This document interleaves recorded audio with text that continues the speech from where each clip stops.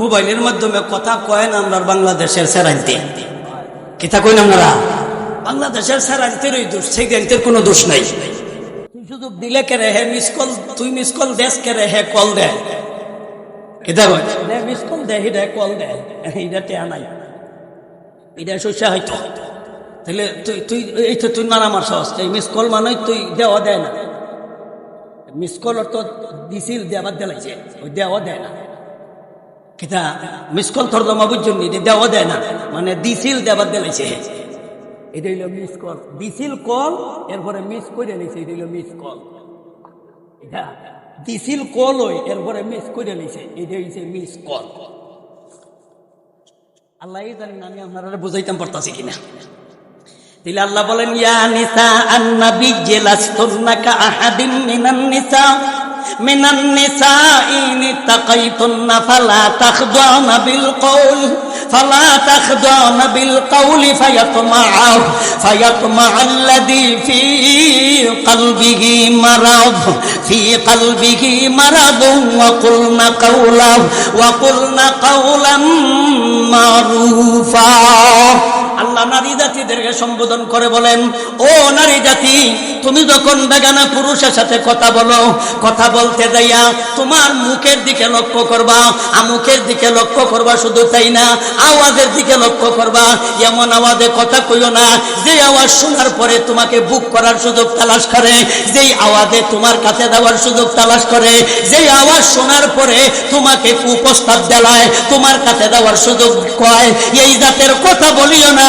এমন কথা বলো যেই কথায় তোমার কাছে যাওয়ার সুযোগ না পায়, এমন কথা বলো যেই কথায় লোকটায় আবার মনে কষ্ট না পায়, কষ্টও পাইতো না, তোমার কাছে যাওয়ার সুযোগও পাইতো না। একদিকে কষ্টও পাইতো না, আরেকদিকে তোমার কাছেও যাইতো না।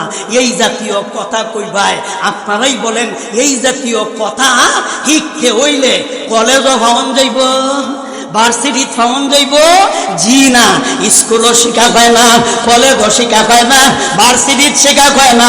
একমাত্র এই জাতীয় কথা যদি শিখতে হয় মাদ্রাসা ছাড়া ভিন্ন কোনো পথ নাই। তাই আপনারা সহজে বোঝার জন্যে, আমিও সহজে বোঝানোর জন্যে আমরা সর্বপ্রথম কারণটাকে বুঝি।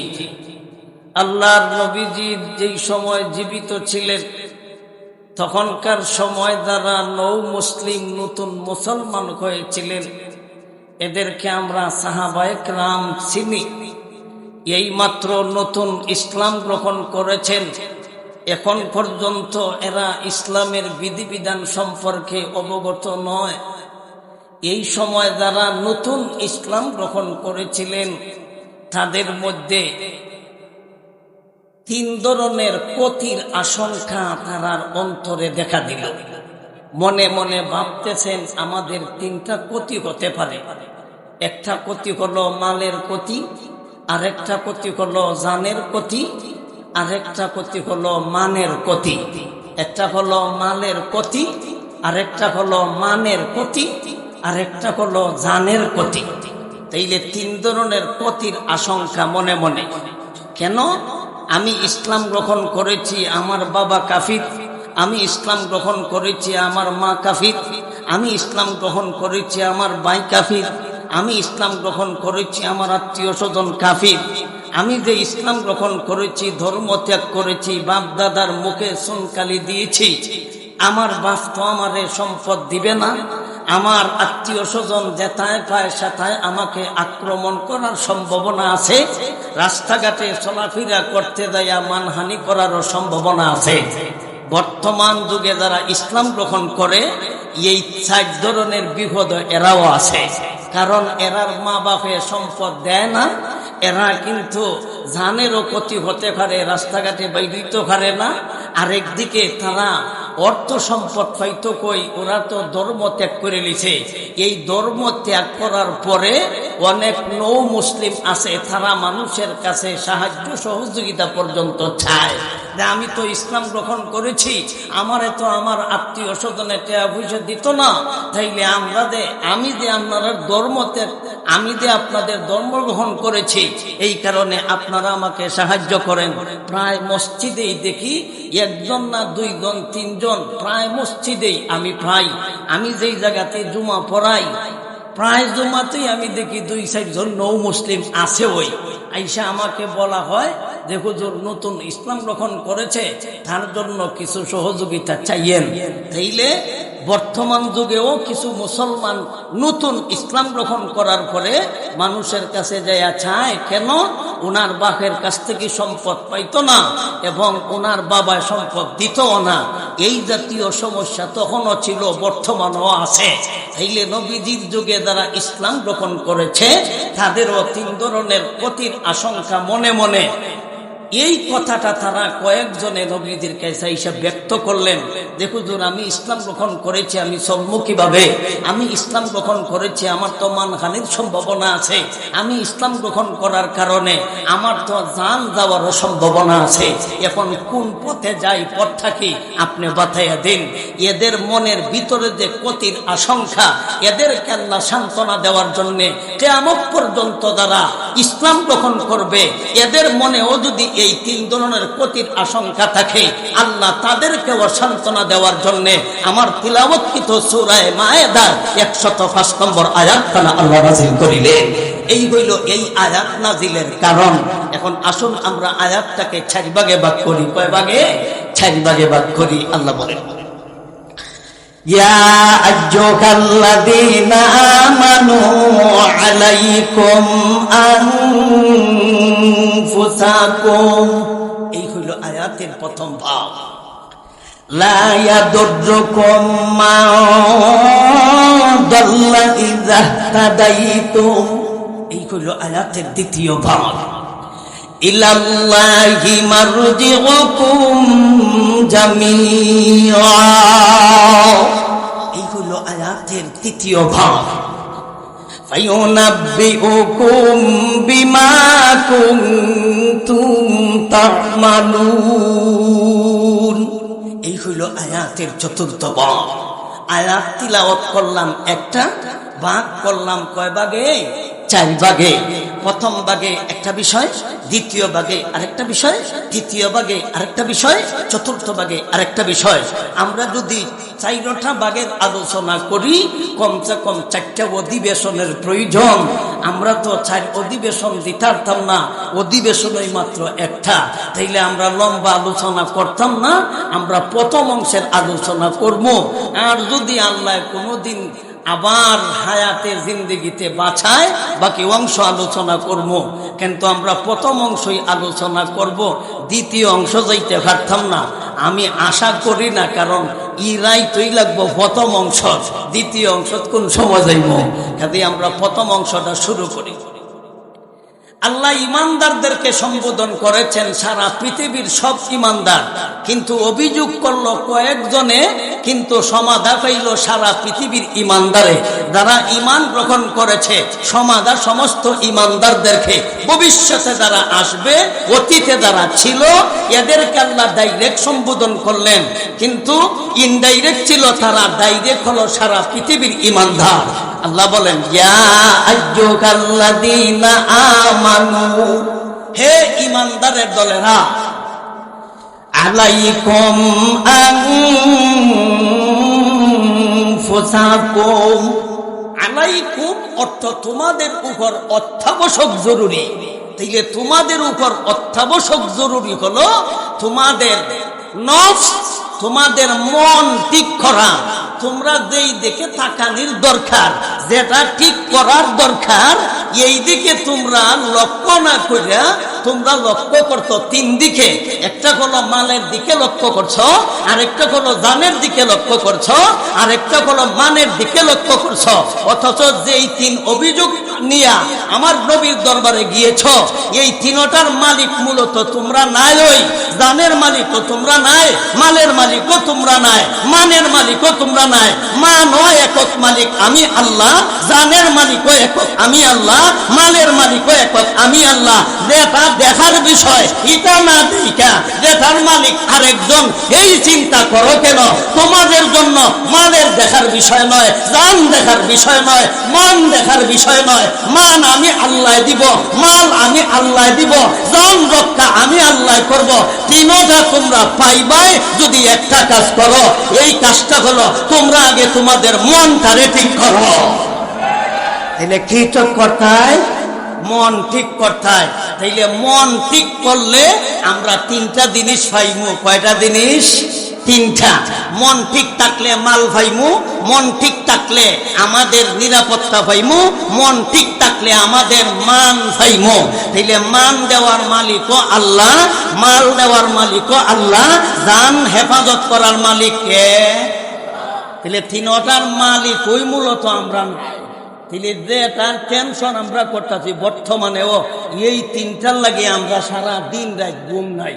মাল ভাইতাম, জান হেফাজত থাকতো, আর মান ভাইতাম। কিতা কই না আপনারা? এই তিনটার লাগে তো আমরা সারা দিন রাত ব্যস্ত। আমরা মাল ভাইতাম, আমরা মান ভাইতাম, আর আমরা নিরাপত্তা পাইতাম। এই তিন জিনিসের লাগে বর্তমানে আমরাও ব্যস্ত। এই তিনটা জিনিস পাওয়া যাইব কয়টা দিন, কয় কাম করলে এক কাম, কয় কাম এক কাম। সভাপতিরে দেও। আচ্ছা আচ্ছা, আমরা আজকে একজন মেহমান নিয়ে আইছি আমাদের বানিয়া সঙ্গে থানার কৃতি সন্তান, আপনার মেহমানের মতোই, আমরার ভাইজানের মতো। দিলে ওনারে যদিও রাজনৈতিক উনি ব্যস্ত, কিন্তু মূলত কিন্তু ছিলেন আমার লাইনের। কিন্তু উনি এই লাইনে যাওয়ার পরে হয়তো আমাদের চাইতে একটু আলাদা, কিন্তু উনি আবার আলেম। জানি না বুঝা যারা আলেম যদি হয় এবং হালাল কোনটা, হারাম কোনটা, বৈধ কোনটা, অবৈধ কোনটা, জায়েজ কোনটা, না জায়েজ কোনটা, এটা জানি না বুঝা যদি যারা রাজনীতি করে, তাইলে এরা কোনোদিন রাজনীতি নামে দুর্নীতি করত না। কিন্তু অতীতে যাদেরকে দেখলাম এরা বলাইয়া গেছে, একজন আলেম ছিল বইলে আমার জানা নাই। মূল কারণ এটাই হয়েছে। এই কারণে আমরা ভাই না ভ্যাস কিনার টাকা, আর ওরা ভাই না টাকা রাখার জায়গা। আমরা ভাই না এইদিকে ভ্যাস কিনার টেহা, এরা ভাই না টাকা রাখার জায়গা, টাকার মধ্যে ঘুমায়। আর আমরা এইদিকে কেতাবালি ভাই না ঘুমাইতাম।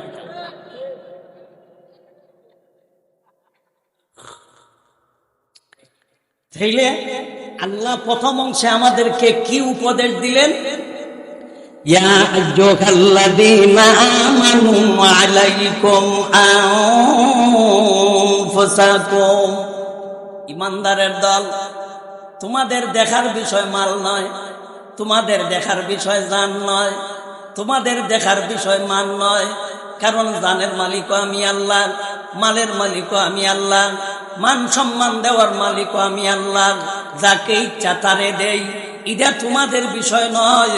তোমাদের দেখার বিষয় হইল তোমাদের মন, তোমাদের দেখার বিষয় হইল তোমাদের আত্মা।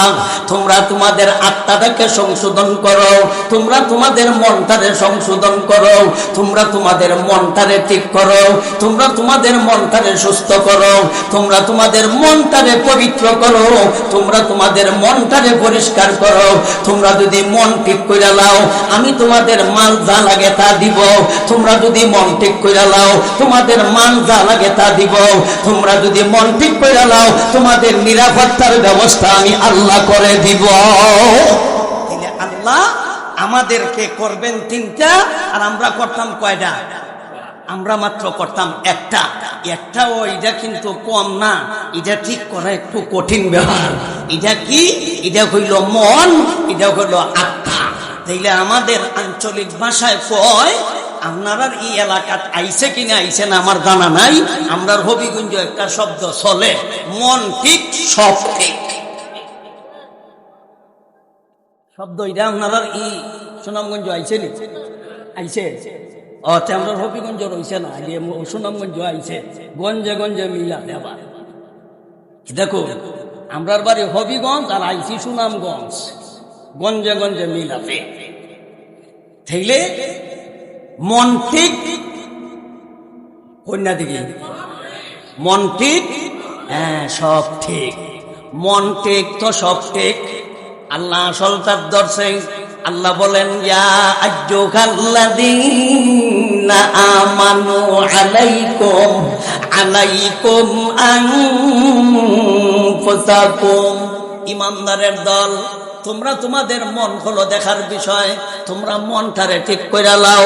তোমরা যদি মনটারে ঠিক করে লাও, মাল যত লাগে আমি আল্লাহ দিব। তোমরা যদি তোমাদের মন ঠিক করে লাও, সম্মান যা লাগে আমি আল্লাহ দিব। তোমরা যদি মনটারে ঠিক করে লাও, তোমাদের সংরক্ষণের দরকার, তোমাদের ক্ষতি থেকে বাঁচার দরকার, তোমাদের নিরাপত্তার দরকার, আমি আল্লাহ ওয়াদা দিলাম তোমাদেরকে আমি আল্লাহ নিরাপত্তা ওয়াদা করিব। আল্লাহ নিরাপত্তা দিবেন, আল্লাহ আমাদের মাল দিবেন, আল্লাহ আমাদের মানও দিবেন। আমরা এই তিনটা চাই কিনা? চাইনি। তাহলে এই তিনটা যদি পাইতে চান, মাল পাইতে চাও মন ঠিক করে লাও, মাল পাইতে চাও মন ঠিক করে লাও, হেফাজত থাকতে চাও, নিরাপত্তা চাও, মন ঠিক করে লাও। পরের অংশে আল্লাহ বলছে, 2 নম্বর অংশে আল্লাহ বলছে, লা ইয়াদুররুকুম মান দাল্লা ইযা তাদাইতুম, কেউ তোমাদের ক্ষতি করতে পারবে না, মালেরও কেউ ক্ষতি করতে পারবে না, জানেরও কেউ ক্ষতি করতে পারবে না, এমনকি মানেরও ক্ষতি করতে পারবে না। যদি তুমি একটা জিনিস করতে পারো, তুমি যদি তোমার মনটারে ঠিক করতে পারবো, তাইলে তোমার জানেরও ক্ষতি কেউ করতে পারবে না, মালেরও ক্ষতি কেউ করতে পারবে না, এমনকি তোমার মানেরও কেউ ক্ষতি করতে পারবে না। তোমার কাম হলো একটা, ঈমানদারের দল, তোমাদের দেখার বিষয় হলো তোমাদের মন, দেখার বিষয় হলো তোমাদের আত্মা। বাংলা ভাষায় তাকে বলে আত্মশুদ্ধি। তোমরা তোমাদের আগে তোমাদের আত্মাটাকে শুদ্ধ করো, তোমাদের আত্মাটাকে শুদ্ধ করো, তাইলে দেখবেন মালের অভাব নাই। আত্মাটা শুদ্ধ করো, সম্মানের অভাব নাই। আত্মাটা শুদ্ধ করো, নিরাপত্তারও অভাব নাই। তাইলে ইমানদার দেখতো কোনটা আর দেখে কোনটা, ইমানদার করতো কোনটা আর করে কোনটা। অথচ মালের মালিক হই নাই, মালের পিছে দৌড়াই, জানের মালিক হই নাই, জানের পিছে দৌড়াই, মানের মালিক হই নাই, মানের পিছে দৌড়াই। মান দুনিয়ার কেউ দিতে পারবে না, দেনেওয়ালা একমাত্র আল্লাহ। মাল কেউ দিতে পারবে না, দেনেওয়ালা একমাত্র আল্লাহ। হেফাজত কেউ করতে পারবে না, দেওয়ার মালিক একমাত্র আল্লাহ। আল্লাহ যদি ইজ্জত না দেয়, মাল হইলে কি খাম হয়? মাল ফালাইয়া কত বেড়াইনদের ছাড়ছ। কি পরিমাণ মোটা মোটা মানি আছিল, মন্ত্রী আছিল, এরারে আজ পর্যন্ত আপনার দূরবীন দি পূজা হইতাছে, পাওয়া যাইতাছে না। এত বড় মালওয়ালা, এত বড় মানি মন্ত্রী, এরারে পাওয়া যায় না কেন লাগিয়া? কারণ হইল এরা তাদের মন ঠিক করছে না, কারণ মনের ভিতরে দুর্নীতির কোম্পানি আছিল, এই কারণে তারারে পূজা পাওয়া যাইতাছে না। তাহলে মান দেওয়ার মালিককে, মাল দেওয়ার মালিককে, নিরাপত্তা দেওয়ার মালিককে। নিরাপত্তার কথা ডাইরেক্ট এক আয়াতে আল্লাহ বলেছেন, وعد الله الذين آمنوا منكم وعملوا الصالحات ليستخلفنهم في الأرض كما استخلف الذين من قبلهم وليمكنن لهم دينهم الذي ارتضى لهم وليبدلنهم من بعد خوفهم أمنا। আল্লাহ নিজেই বলেছেন, আমি ওয়াদা দিলাম তোমাদের নিরাপত্তা দিব। তাইলে নিরাপত্তা দেওয়ার দায়িত্ব কার হাতে? আল্লাহর হাতে। তাইলে আমরা কে লাগে কই আমার নিরাপত্তা তুমি দিও, আমার নিরাপত্তা তুমি দিও, তাইলে বোঝা গেল তোমার মনও বেজাল আছে, কোনানো বেজাল আছে। তাহলে নিরাপত্তা চাইতাম কই আর চাই কই? চাইতাম আল্লাহর কাছে, চাই মানুষের কাছে, চাইতাম আল্লাহর কাছে, চাই পুলিশের কাছে, চাইতাম আল্লাহর কাছে, চাই ওসির কাছে, চাইতাম আল্লাহর কাছে, চাই এসপির কাছে, চাইতাম আল্লাহর কাছে, চাই নেতার কাছে, চাইতাম আল্লাহর কাছে, চাই নেত্রীর কাছে। তাইলে নিরাপত্তার দায়িত্ব একমাত্র আল্লাহ। আল্লাহ আমাদেরকে কি দিলেন উপদেশ? মন ঠিক করো। তাইলে মন ঠিক করার কথা যেহেতু আল্লাহ বলেছেন, তাইলে বোঝা গেল মনও বেজাল হয়। কেটা কই না আপনারা? মন নষ্ট হয়। তাইলে মনটা নষ্ট হয় কেমনে? এই নষ্ট হওয়ারে হাদিসের ভাষায় বলা হয় এক একটা গুনাহকেই কোরআন হাদিসের ভাষায় এক একটা রূপ বোঝানো হয়েছে। এক একটা গুনাহকে একটা রূপ বলা হয়েছে। রূপ তো একটা না, বহু রূপ আছে। এটা কোন ভাড়া, একটা মাথা ব্যথা এটা একটা রূপ, চোখ ব্যথা এটা একটা রূপ, শরীর ব্যথা একটা রূপ, জ্বর একটা রূপ, এমনকি আপনার ফুরা একটা রূপ, ক্যান্সার একটা রূপ, অ্যালার্জি একটা রোগ, কত জাতের রোগ আছে। তাইলে এক একটা গুনাহকে কোরআন হাদিসের ভাষায় এক একটা রোগ বলা হয়েছে।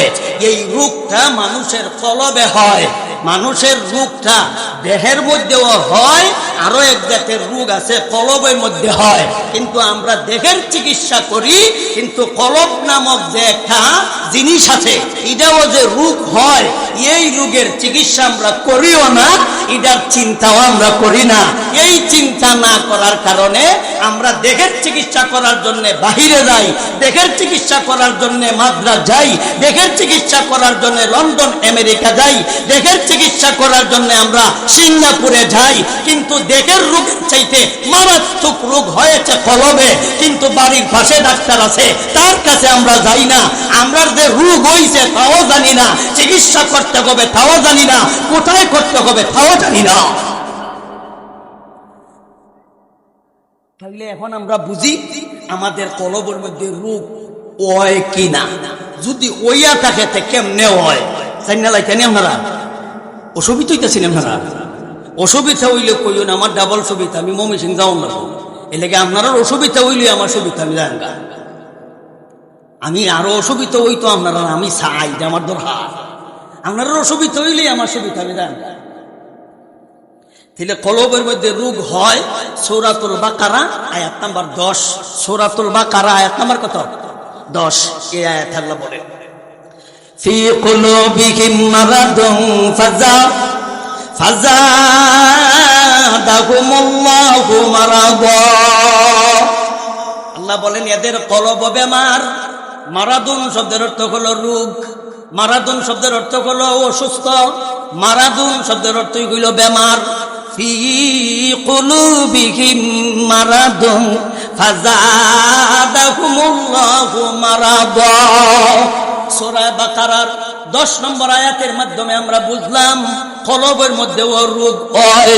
এখন বুঝার ব্যাপার রোগটা কেমনে হয়, এটা বুঝার ব্যাপার। কলবটা ভিতরে না বাইরে? আপনারা কিতাব কলবটা ভিতরে না বাইরে? ভিতরে। তাইলে কলবটা যেহেতু ভিতরে, তাইলে এর বাহিরে কলবের সাইডে দিয়া চামড়া আছে, গোশত আছে, হাড্ডি আছে, এতগুলি বাউন্ডারি, এতগুলি আপনার দলান, এতগুলি পর্দা ফাড়ি দিয়া এত ভিতরে এই রোগটা গেল কেমনে, এটা একটা বোঝার ব্যাপার। শারীরিক ডাক্তার যারা সায়েন্সে লেখাপড়া করছে এরাও কিন্তু শরীরের মধ্যে রোগ হইলেও ঠেস ছাড়া দত্ত করে না, কিন্তু লেখা দেয় কি জানেননি? বিশেষজ্ঞ ডাক্তার, বিশেষজ্ঞ ডাক্তার, এত বড় বিশেষজ্ঞ ডাক্তার ঠেস ছাড়া রোগ দত্তই হারে না, উনি আবার বিশেষজ্ঞ।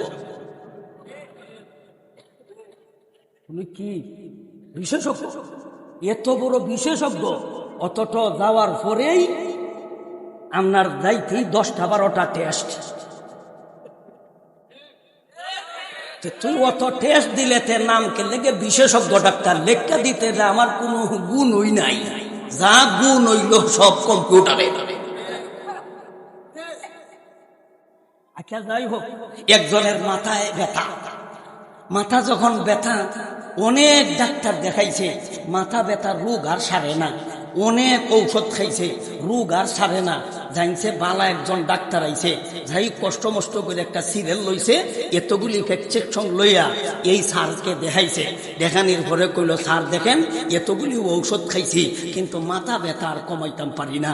ডাক্তার কইতাছে, আর তোমার ওষুধ দেখতাছি না, আমি একটা টেস্ট দেই, ওই দিলাইছে আরেকবার টেস্ট। এই টেস্ট দেওয়ার পরে টেস্টটা কইলে আমারে দেখাই, কিন্তু উনি টেস্ট দিছে কোন জায়গা জানেননি? উনি কিন্তু বিজ্ঞ ডাক্তার। উনি বিজ্ঞ ডাক্তার হওয়ার কারণে মাথা টেস্ট দিছে না, টেস্ট দিছে চৌকো। কোথায় ব্যথা? কোন ব্যথা? কোথায় টেস্ট দিছে? কোথায়? চোখে। চৌকো টেপ দেওয়ার পরে উনি যখন রিপোর্ট দেখাইল, তখন উনি রিপোর্ট দেখিয়া ঔষধ দেখছে না, ট্যাবলেটও দিছে না, ইঞ্জেকশনও দিছে না, লিখা দিছে একটা চশমা, চৌকো চশমা দেও, মাথা ব্যথা দিব গা। তাইলে আপনারাই কোন ব্যথা হইছে কই? মাথায়। ঔষধ দিছে কোথা? চক্ষু। তাহলে চক্ষে কি দোষ করল? রোগ হইছে এক জায়গায়, চশমা দিছে আরেক জায়গায়। যুক্তে ধরে মাথা ব্যথা হইছে, চশমা দিলে মাথা টেনে দিত। সৌহ দিছে কিনা? চৌকের তো কোনো ব্যথা নাই, ব্যথা হইছে মাথায়, ঔষধ দিছে চৌকে। উনি বালা ডাক্তার, উনি হইছে বিশেষজ্ঞ ডাক্তার। তখন উনি এলাকা তাইসা কইতাছে, এতগুলি ডাক্তার দেখাইলাম, কি তৈছে এমন এক ডাক্তার এই বেড়ায় রোগ দইরা চিকিৎসা করছে, আমার মাথা ব্যথা দূর হয়ে গেছে গা। এই ব্যক্তি যদি বিজ্ঞ ডাক্তার হয়, এই ব্যক্তি যদি সম্মানিত এবং বড় ডাক্তার হয়, তাইলে আমাদের কওমি মাদ্রাসায় বড় বড় FRCS MBBS বড় বড় অধ্যাপক আছে, বড় বড় MBBS ডাক্তার আছে। হেরা হইল কলেজ ভার্সিটিতে কইরা, এরা যারা ডাক্তার হইছে এরা হইল শরীরের ডাক্তার। আর কওমি মাদ্রাসা কইরা যারা বুজুর্গ হয়েছে, আলেম হয়েছে, এরা হইল এক একজন হইল আধ্যাত্মিক ডাক্তার, এরা হইল কলবের ডাক্তার। এরাও MBBS FRCS এর চাইতে উঠতে বড় ডাক্তার, কারণ এরা করে ডাক্তারি এরা ভিতরের তারে, আর এরা করে ডাক্তারি বাহিরের তারে। ভিতরের চিকিৎসা করাটা কঠিন বাহিরের জিনিসের চাইতে। তাহলে এই ডাক্তার বড় না এই ডাক্তার বড়, আমরা আরেকখান হাদিসের মাধ্যমে বুঝবো। যে হাদিসটা আমি খুতবায় পাঠ করছিলাম, আল্লাহর পয়গম্বর বলেন, আলা ইন্না ফিল জাসাদি মুদগাহ ইযা সালুহাত সালুহাল জাসাদু কুল্লুহু ওয়া ইযা ফাসাদাত ফাসাদাল জাসাদু কুল্লুহু আলা ওয়া হিয়াল কওম। নবী বলেন, সাবধান আমার উম্মত মুসলমানের দলেরা, তোমাদের দেহের ভিতরে, তোমাদের শরীরের মধ্যে ছোট্ট একটা গোশতের টুকরা আছে। এই গোশতের টুকরাটা যদি সুস্থ থাকে, তোমাদের মাথা থেকে নিয়ে পা পর্যন্ত অল বডিটা সুস্থ থাকবে। তোমাদের এই গোশতের টুকরাটা যদি অসুস্থ হইয়া যায়, এই গোশতের টুকরাটা যদি নষ্ট হইয়া যায়, তোমাদের মাথা থেকে নিয়ে পা পর্যন্ত অল বডিটা নষ্ট হয়ে যাবে। তোমরা যদি তোমাদের অল বডিটাও ঠিক রাখতে চাও, অল বডিটা সুস্থ রাখতে চাও, তাইলে তোমাদের ছোট্ট যে গোশতটা আছে, এই গোশতটা ঠিক কইরা লাও। এই গোশতটার নামই হইল আলা ওয়া হিয়াল কলব। এই গোশতটার নামই হইল কলব, যাকে বাংলা ভাষায় আত্মা বলা হয়। এই গোশতটা হলো কলব, এই গোশতটা ঠিক রাখতে লাও, তাইলে মন ঠিক। কেতা কইন আপনারা? মন ঠিক, হ্যাঁ সব ঠিক। তাইলে এখন আমরা বুঝলাম মন এটা নষ্ট হয়। এখন কেমনে নষ্ট হয় এবং কিভাবে নষ্ট হয়, কোন পদ্ধতিতে নষ্ট হয়, আর নষ্ট হইলে কি হইব, আর এটা নষ্ট না হইলে সুবিধাটা কি হইব, এই আলোচনা কইরি আজকে লেগে শেষ করে লইব। আমরা তিনটা প্রশ্নের উত্তর বুঝি। 1 নম্বর, নষ্ট হয় কিভাবে। 2 নম্বর, নষ্ট হইলে এটার অবস্থাটা কি থাকবে।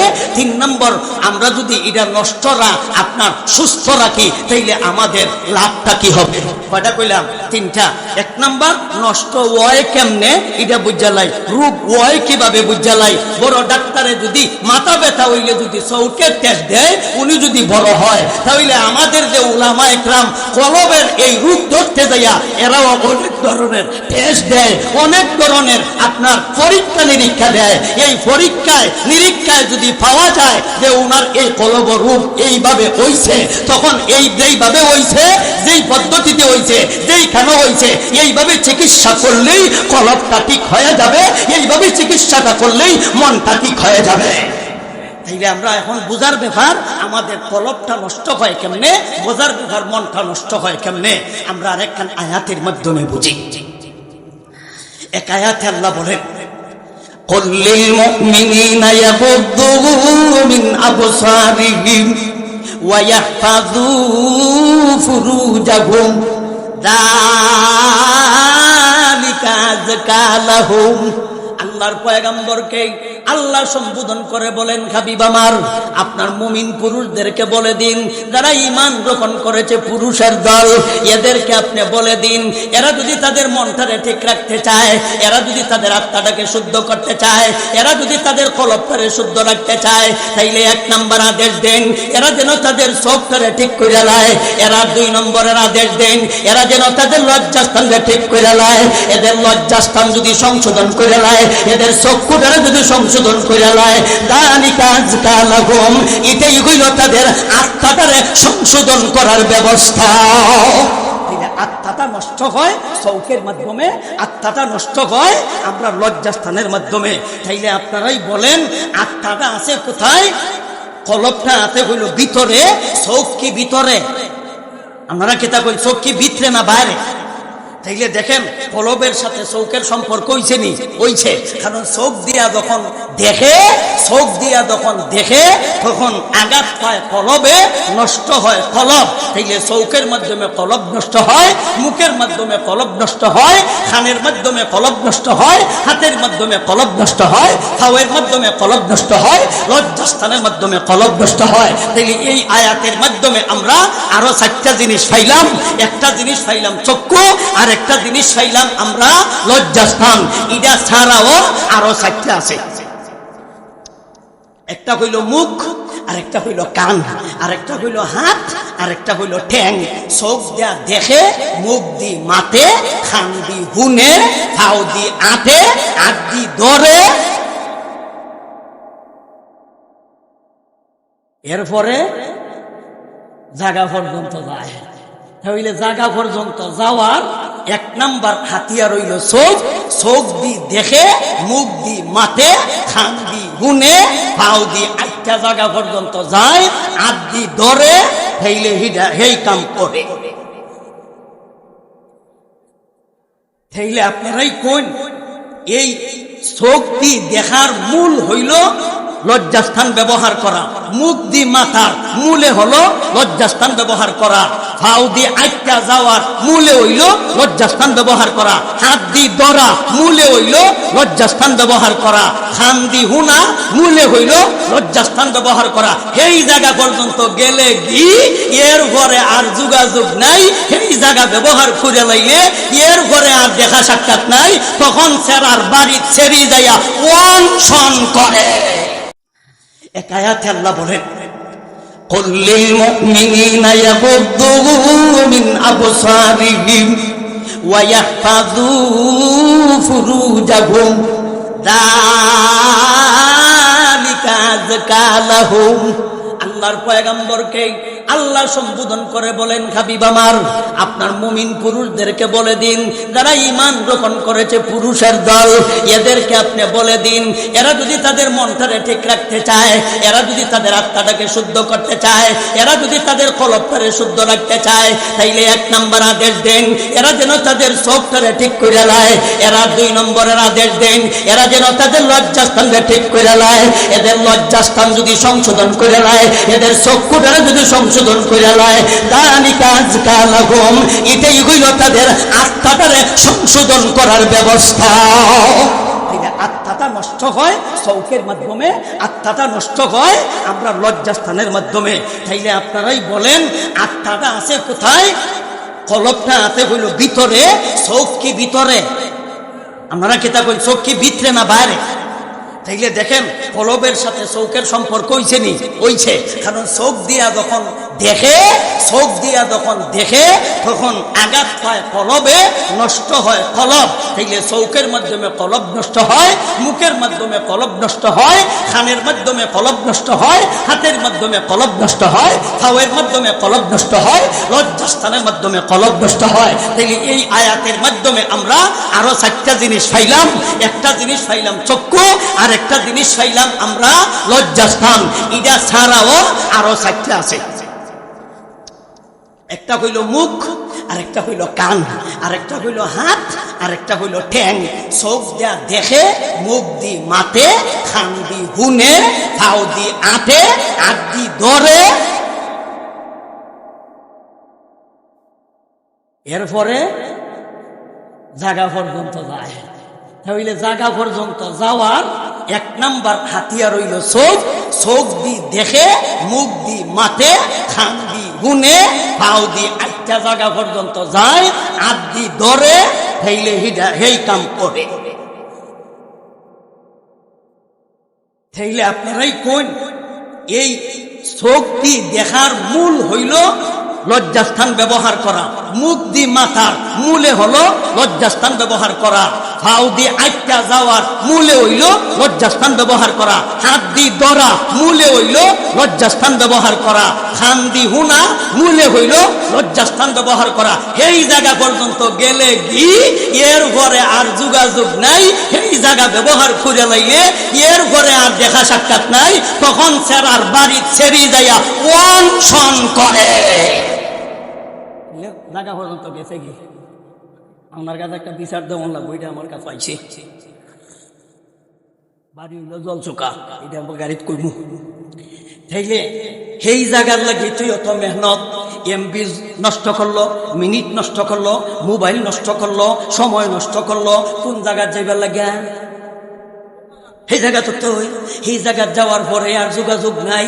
এরপরে সেই জায়গা সেরায় সেই যে হিন্দু সেরার সাথে লাইন মারাই দিছে, লাইন মারানির পরে যখন জায়গা পর্যন্ত সুযোগ দিলাইছে, এখন তো আর সেরায় আর যোগাযোগ করে না, এখন সেরি হিন্দু বাড়ির দেয়া অনশন শুরু করছে। মুসলমান সেরি আর হিন্দু সেরা বেশি দূর নাই, আমরা রবিগঞ্জের ঘটনা, এটা তো আপনি জানুই নই। তাইলে এই ঘটনা কেন ঘটলো? এক নাম্বার কারণ আমরা মানিনি, আমরা মন ঠিক করতাম পারছি না। তাই আল্লাহ আমাদেরকে আদেশ দিলেন, ইয়া আইয়ুহাল্লাযীনা আমানু আলাইকুম আনফুসাকুম লা ইয়াদুররুকুম মান দাল্লা ইযা তাদাইতুম ইলাল্লাহি মারজিউকুম জামিআ ফায়ুনাব্বিউকুম বিমা কুনতুম তা'মালুন। ঈমানদারের দল, তোমরা তোমার মনটারে ঠিক করে লাও। মন নষ্ট হয় কিভাবে? আল্লাহ সূরা নূরের 30 নম্বর আয়াতের মাধ্যমে বলেন, ইয়া কুল্লিল মুমিনিনা ইয়াগুদ্দু মিন আবসারিহিম ওয়া ইয়াহফাযু ফুরুজাহুম। আপনি তাদেরকে বলে দিন ঈমানদার পুরুষদেরকে, এরা যেন তাদের চোখটারে ঠিক করে লায়, এরা যেন তাদের লজ্জাস্থানে ঠিক করে লায়। এরা যদি লজ্জাস্থান এবং তাদের চক্ষু ঠিক করে লায়, তাদের মন অটোমেটিক ঠিক হয়ে যাইব। এটাই হলো তাদের আত্মা শুদ্ধি করার ব্যবস্থা, এটাই হলো তাদের মন ঠিক করার ব্যবস্থা। তাইলে আমরা এই আয়াতের মাধ্যমে পাইলাম মানুষের মন নষ্ট হয় চৌকের কারণে। কিসের কারণে? চৌকের কারণে। তাইলে মোবাইল আছে চোখ দিয়ে দেখে, টিভি আছে চোখ দিয়ে দেখে, রাস্তায় আছে চোখ দিয়ে দেখে। তাইলে চোখ তুই দেখিস না, এরপরে লজ্জাস্থান তুই ব্যবহার করিস না। তাইলে আমাদের মন নষ্ট হয় চৌকের মাধ্যমে পাইলাম, আমাদের মন নষ্ট হয় লজ্জাস্থানের মাধ্যমে পাইলাম। এখন আসুন মুখের মাধ্যমে কেমনে নষ্ট হয়। আরেকখান আয়াত আল্লাহ বলেন, সূরা আহজাব 32 নম্বর আয়াত। সূরা আহজাবের কত নম্বর আয়াত? 32 নম্বর আয়াত আল্লাহ বলেন, ইয়া নিসাআন নাবিয়্যি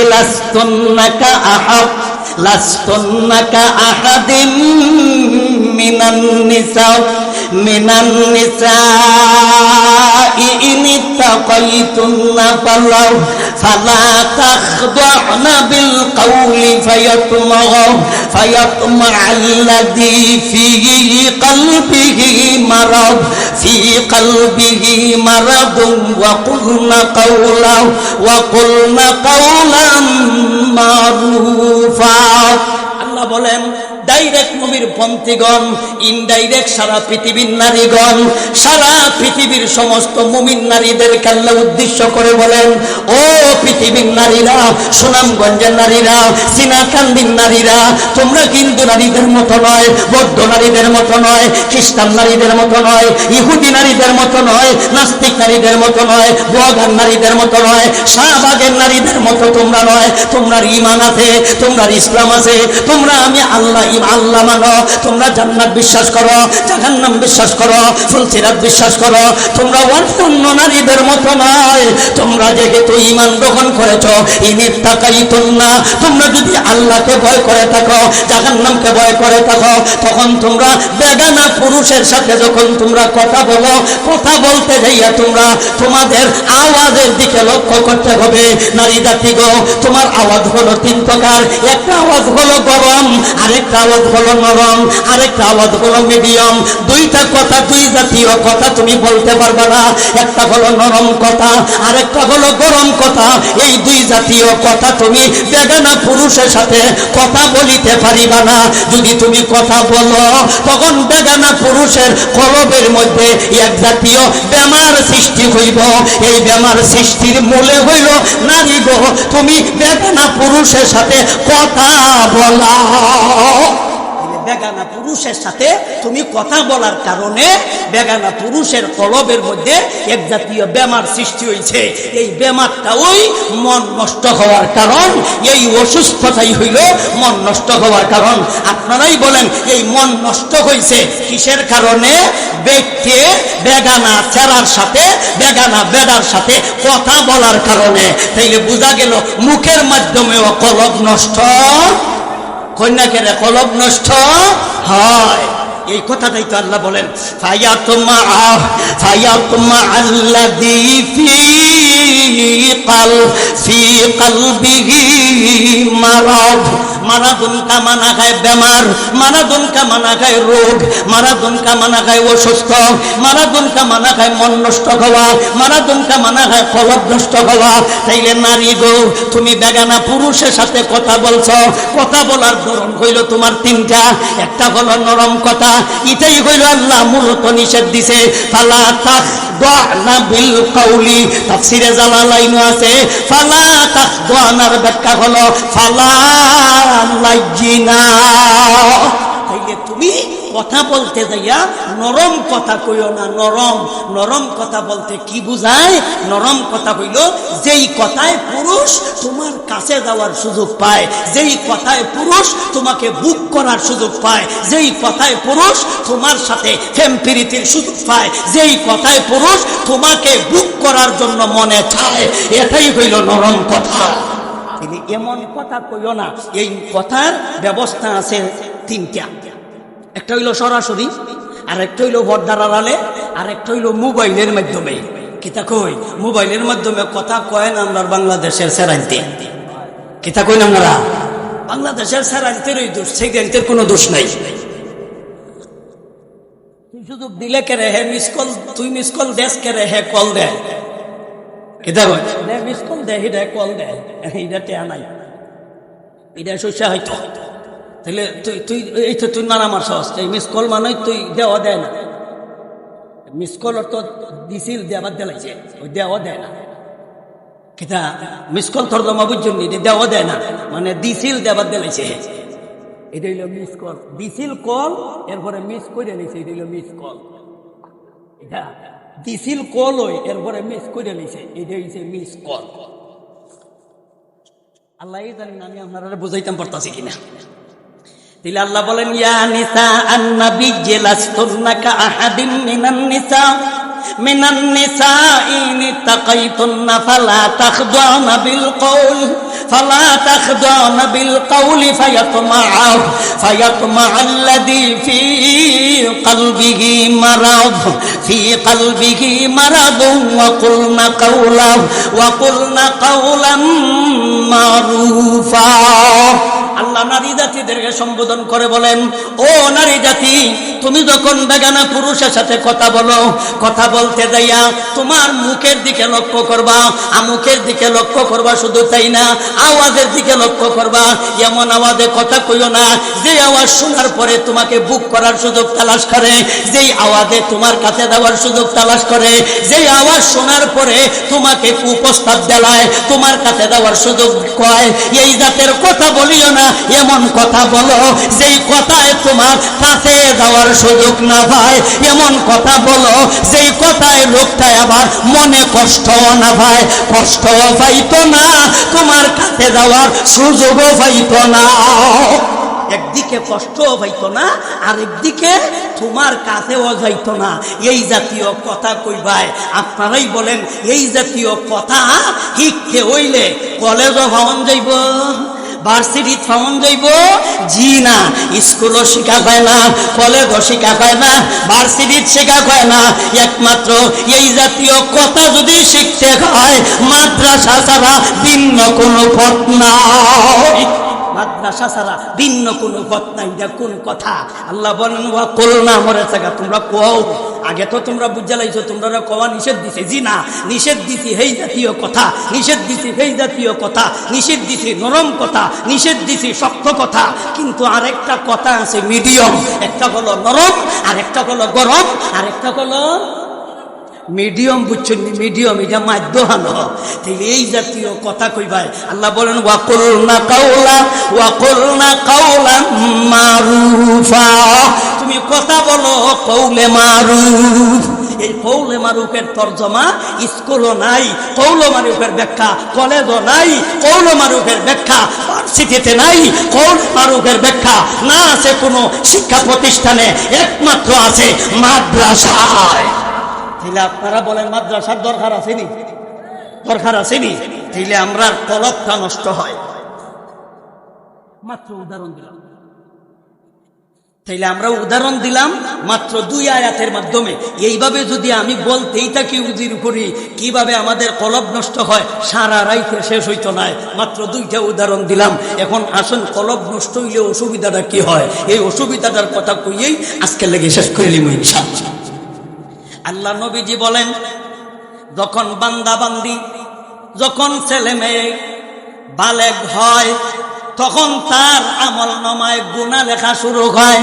বালেগ হওয়ার আগ পর্যন্ত গুনাহ করলেও গুনাহ লেখা হয় না, এমনকি নেকির কাজ করলেও নেকি লেখা হয় না। বালেগ হওয়ার আগ পর্যন্ত তার আমল নামায় না লেখা হয় কোনো গুনাহ, না লেখা হয় কোনো নেকি। এখন প্রশ্ন জাগে, গুনাহ তো লেখা হয় না বুঝলাম, যতগুলি নেকি, হে নামাজ পড়লো, হে কোরআন তিলাওয়াত করলো, এখনো বালি হইছে না। 3 বছরের সেরা হাফেজে কোরআন, 5 বছরের সেরা হাফেজে কোরআন, 7 বছরের সেরা হাফেজে কোরআন, ও গণিত আয়াত তিলাওয়াত করলো, লক্ষ লক্ষ বার তিলাওয়াত করলো। এটা কি গুনাহ হইল না সব হইল? এই সব গেল কোন ব্যাংক? এটা তো একটু বুঝন দরকার। হের ব্যাংক তো নাই, ওই হের ব্যাংক থাকলে না হের ব্যাংক জমাইতো। তাইলে এই নেকি গুলি গেল কই, এটা একটা বুঝার ব্যাপার। বালে হওয়ার আগ পর্যন্ত তার ব্যাংক কোনো নেকি বদি নাই, তার কলবটা দুধের মতো সাদা। তাইলে তার কলবটা হলো দুধের মতো সাদা।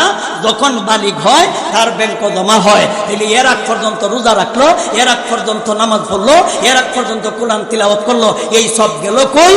এই সব গেল কোথায়? তাফসীরের কিতাবে পাওয়া যায় এই সবগুলি তার আব্বার আমল নামায় গেল, তার আম্মার আমল নামায় যায়। তাইলে বালেগ হওয়ার আগ পর্যন্ত ছেলে মেয়ের নেকি পায় খেয়ে। এই কারণে কইছি শুরু থাকতেই দেলাইও, বুঝছো নি? তোমার লাভ হইব।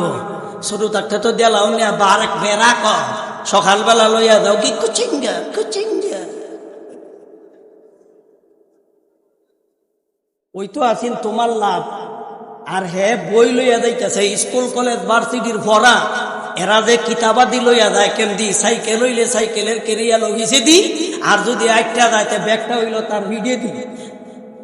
ব্যাগ কোন দিকে পাশে দি। আর মাদ্রাসার যখন ছেলে যায় তখন তার বই পিছে দি না সামনে দি। তাইলে বোঝা গেল এই ফরাটা সামনে কাম হইব। আর এরা যে ভরছে এটি বিচি দিবালা এতে দিব গা, যাওয়ার সময় বিচি দি লইয়া যায়, মরার পর্যন্তই শেষ। আর মাদ্রাসার ভরা এটা রাখছে ওই সামনে, এটা একেবারে জান্নাত পর্যন্ত লইয়া শেষ, এর আগে নাই। আর এরার যে ভরা এটি ব্যাগ, ওই স্কুল ব্যাগ, এটা কি বেড না ভিডো লইয়া ওই যাইতাতে বিছে দি, মানে এই ভরা এটা মিছেই থাকবো, সামনে আমি লইয়া যাইতে পারতাম না।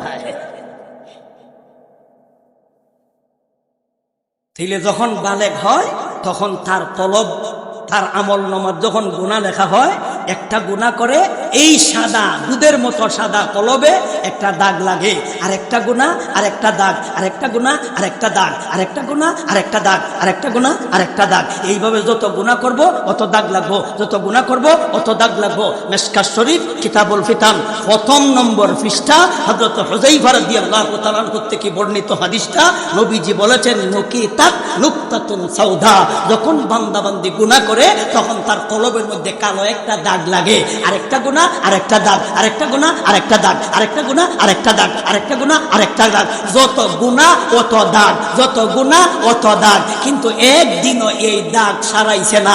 এইভাবে দাগ লাগতে লাগতে লাগতে লাগতে লাগতে লাগতে তার দুধের মতো সাদা কলব আল কাতরার মতো হয়ে গেল।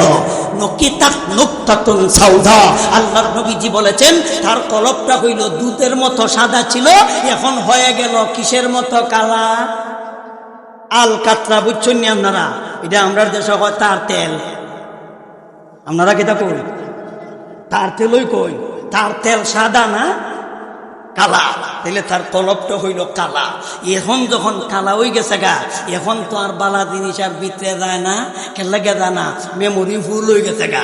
মেমোরি ফুল হইলে পরে আর কিন্তু ভিতরে যায় না। তখন যদি ঢুকাইতে চাও নতুন, তে পুরান ডিলেট করতে হইব। কিতা কোন না, তাহলে পুরান একটা করে ডিলেট করো, নাইলে ওয়াল ডিলেট করো, তো নতুন জিনিস ঢুকবো। তাইলে আমরা কলবটাও একটা মেমোরির মতো এটা কালা দিয়া ফুল করে লইছে। ফুল যখন করে লইছে, এখন তো ভাই ঘরের মানুষ তারে বালা খায় না, এখন বাইরের মানুষও বালা খায় না। আগে আসিল সভাপতি, এখন সভাপতির পদ গেছে গা। আগে আসিল সেক্রেটারি, মানে সেক্রেটারি, ঈদের পদও গেছে গা। এখন কর্তটা কিতা নিয়ত করে লিছে ওটা তবলিগও যেত। আল্লাহর কি রহমত, এই তবলিগ জমাতের মধ্যে আমিও। আমি সব কইতাছে অভাবে সব এই যে মুরব্বী চাষা ওনারে চিনি কোরআনের কিছু আয়াত পড়াও, বেড়া তো নমাজ পড়তেইব জীবনে, তো বেড়া নমাজ পড়ছই না, নমাজ তো সুরা কেরাত লাগে, বেড়া রে হিঘাও। আমি চাষারা কইলাম, আচ্ছা চাষা কোন চাইন কোন সুরাটা হিঘাইলে আপনার সহজ হইব? চাষা কি জিন্দগি কোন সুরা হিকছে? এমনি মনে মনে ধারণা করতে 30 পারা কোরআন শরীফে সর্বশেষের সুরাটা হিগাইলাম। সর্বশেষের সুরা দেখি যাত মারাত্মক কঠিন, এটা তো চাষা জীবনে ঘুরে দেখছে না। তখন আমি চাষারে কইলাম, চাষা ইকতার বাইরে বিলে খিতা করবে না, এর ঘরে তোর কোনো সুরা নাই, ওই যদি হিডা থাকতো তো হিডা কইলাম নইলে, এর ঘরে আর নাই, তিনটার থেকে শুরু কর। তখন এই সুরার মধ্যে একটা আয়াত আছে, আল্লাযী ইউওয়াসউইসু ফি সুদুরিন নাস। আমি যখন বললাম চাচা পড়েন আল্লাযী ইউওয়াসউইসু, চাচা তো উচ্চারণ করতে পারে না। আমি কই ইউওয়াসউইসু, চাচা কই ইউসু ইউসু। আমি কই ইউওয়াসউইসু, চাচা কই ইউসু ইউসু। একদিন নয়, 2 দিন নয়, এই আয়াতটা চাচারে 17 দিন পর্যন্ত জগাইলাম। চাচার মুখ দিয়া ওয়াসওয়াসা ইউওয়াসউইসু উচ্চারণই করাইতাম পারলাম না। আমি সময় ছোট, যখন আমি মিশকাত শরীফ পড়ি, এই হাদিসটা যখন পড়লাম, তখন তো আমার চাচার কথা স্মরণ হইল। কিরে চাচাই কেন আল্লাযী ইউওয়াসউইসু উচ্চারণ করতে পারলো না? মূলত হইল চাচার মেমোরি ফুল হয়ে গেছে, চাচার তো মেমোরি খালি না, চাচার তো মেমোরি ভুল হয়ে গেছে গা। কারণ এর আগে আকাম কুকামের সভাপতি আছি, এমন কোনো আকাম নাই যে চাচায় করছেন না, এমন কোনো কুকাম নাই যে চাচায় করছেন না। এর আগে তো চাচায় আকাম কুকাম করতে করতে মেমোরি ভুল করে লইছেন। এখন তো আর বালা জিনিস আর চাচার কলবে গ্রহণ করে না। ঠিক তেমনি ভাবে আমাদের সমাজও যাদের কলব নষ্ট হয়ে গিয়েছে গুনার কাজ করতে করতে, এদের কলবে এখন কোরআনের আয়াত আর জায়গা নাই, ওয়াজ নসিহত আর জায়গা নাই, উলামা ইকরামের কথা আর জায়গা নাই, মসজিদ মাদ্রাসার মহব্বত জায়গা নাই। তাদের অন্তরে আছে নায়িকা, তাদের অন্তরে আছে গায়ক গায়িকা, তাদের অন্তরে আছে বিদেশের যত ফুটবল খেলার প্লেয়ার, এটা কঠিন কঠিন নাম ফুটবল খেলে তারা, এদের নাম মুখস্থ আছে, রাষ্ট্রের নাম মুখস্থ আছে, এদের গেঞ্জি তাদের গায়ে আছে, কিন্তু তাদের পোড়া কপাল উলামা ইকরামের কথা শোনার মতো তাদের অন্তরে জায়গা না।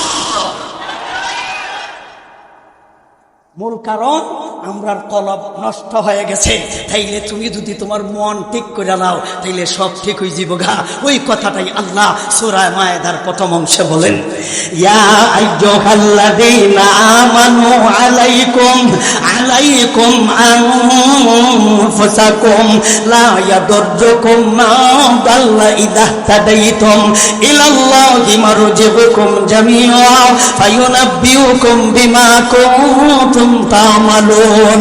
হে ঈমানদারের দল, তোমরা জান দেখার বিষয় না, ঈমানদারের দল মাল দেখার বিষয় না, ঈমানদারের দল মান দেখার বিষয় না।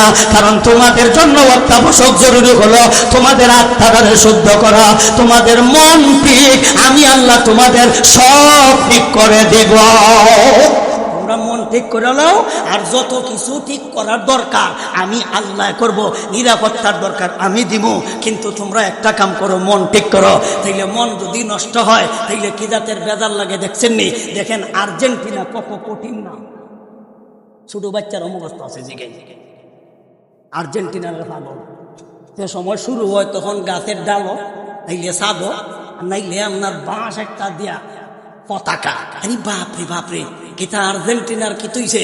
এরপরে এটার একটা নামও আছে, লিওন মেসি, তারকার নাম লিওন। কত কঠিন নাম মেসি, এটা তার মুখস্থ আছে জিগাই না।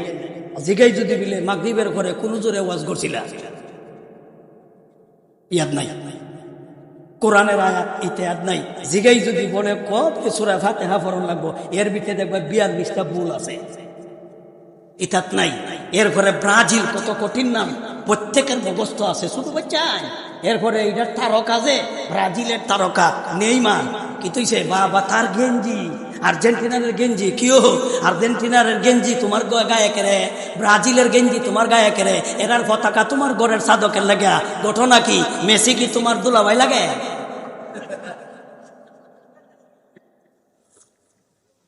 নেইমার কি তোমার আপা লাগে?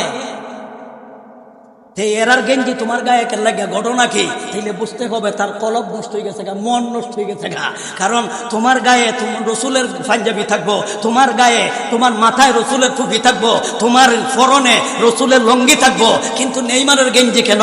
কারণ তোমার কাছে রসুলের আদর্শ নাই, উলামায়ে কেরামের আদর্শ নাই। ঘটনা কি? তাইলে বুঝতে হবে তোমার অন্তরে বেমার আছে, এই বেমারের চিকিৎসা করার দরকার। কিন্তু যারা ভক্ত আছে এরা তো বেজার হয়ে যাবো, জীবনে আমার নাম লইব।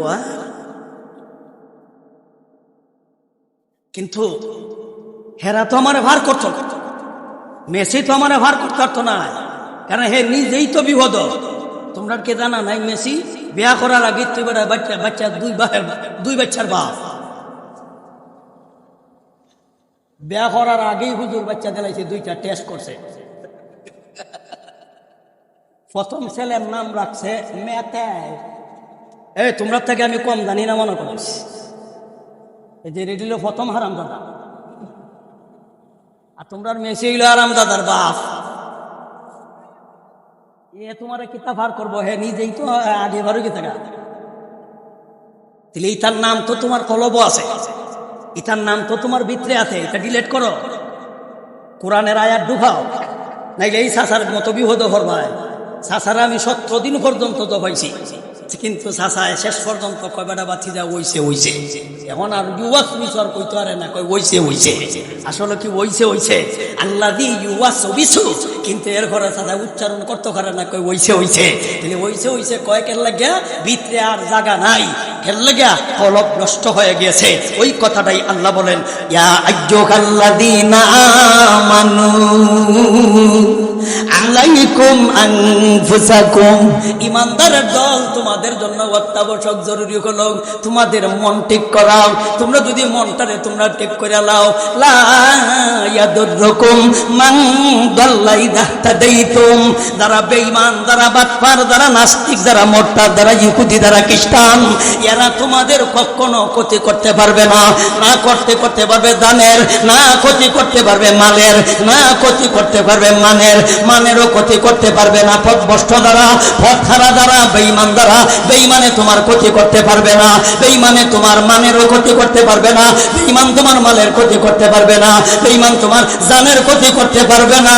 তুমি যদি ভালো করে একটা কাম করতে পারো, কামটা হলো আলাইকুম আনফুসাকুম, তোমরা তোমাদের মনটারে ঠিক করে নাও। তোমরা যদি মন ঠিক করতে পারো, আমি আল্লাহ তোমাদের সব জরুরত আমি আল্লাহ ঠিক করে দেব। যত জাতের দরকার সব পুরা করব আল্লাহ। আমরা কি করতাম? একটা কি এখন যদি সব আল্লাহর কাছে দেলাইন তে কিন্তু হইতো না। আমরাও কর্তব্য কিছু, আল্লাহ করব কিছু, মিল্লা দিল্লা করলে কিন্তু আর ঝামেলা নাই। কিটা হইন এখন মাদ্রাসার হুজুররা করব কিছু, ছাত্ররা করব কিছু, আপনারা বাদ দিলাইতেন নি, জি না আপনারা করে নেন কিছু, তাইলে দেখবেন সুন্দর মতো চলবো। এখন আপনারা যদি মাদ্রাসার থেকে সরে যান গা, তাইলে এক দলে পড়ে আর এক দলে পড়ায়। আচ্ছা বলেন তো এখন এদের ঘর সংসার চলবে কেমনে, মাদ্রাসা চলবে কেমনে? তাইলে আপনারা যারা পড়েন না, আপনারা যারা পড়ান না, আপনার দরকার আছে। আপনার দরকার হইল আপনার তো সাহায্য সহযোগিতা করেন, তাহলে দেখবেন সুন্দরভাবে চলবো। আল্লাহ করবেন কিছু, আমরা করব কিছু না, আল্লাহ সব করব।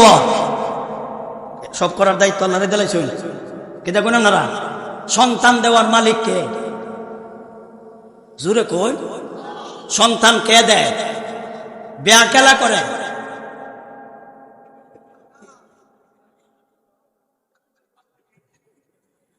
বিয়া কেনা করে? বিয়া আমরা করি, তাহলে আমরা কাম হইল বিয়া করো, আর আল্লাহর কাম সন্তান দেওয়ান। এখন যদি তুমি আল্লাহ রেখো, আল্লাহ সব দেখে তো আপনিও করুন, আপনিও সন্তান দিবেন, বিয়াও আপনিও করে লাই হইব। তাইলে আল্লাহর কাম হইল সন্তান দেওয়ান, আমরার কাম কই না গেলে। এখন বিয়া না কইরা যদি আল্লাহরে কইন বলে আল্লাহ আপনার না দায়িত্ব সন্তান দেওয়া, দেন আল্লাহ আমার সন্তান দেন, আল্লাহ আমার সন্তান দেন, তখন আল্লাহ আপনারে কিতা কইব, এ গাদা আগে জাগা ভাউক।